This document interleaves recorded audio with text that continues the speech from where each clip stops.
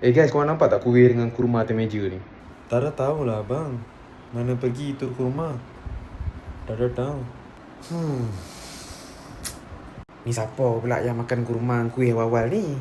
Tak puasa ke? Apa Orang puasa ke? Aduh hai. Mana orang tahu kurma dengan kuih gimana? Korang jangan risau sama saya. Saya makan itu murukus saja. Ini kurma setara makan punya.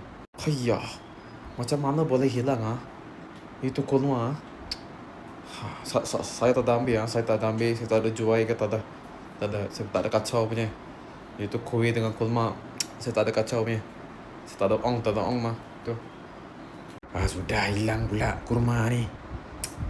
Lately ni macam-macam benda pelik dah berlaku. Aku ada dengar juga dalam 2-3 hari ni ada macam ada orang bergaduh lah. Petang-petang kan, kadang-kadang tengah hari ada orang bergaduh. Dia bergaduh pasal engkau ni lebih gula lah apalah, aku tak faham sangat lah. Tapi adalah aku dengar-dengar sikit suara-suara tu. Ni hilang pula diorang ni, kurma dengan kuih ni, bagaimana ni? Patutlah. Saya beli kuih onde semalam. Tebal-tebal kuih onde tu. Kalau keluar gula dia tak tahu asal. Mesti kena mengena ni.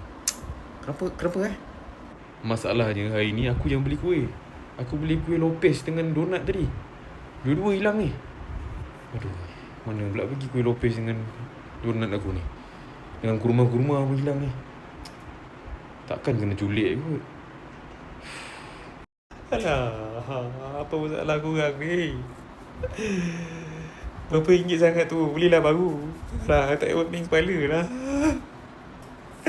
Kuih bergaduh lah, kena culik lah, apalah. Kurma hilang lah. Beli baru je lah.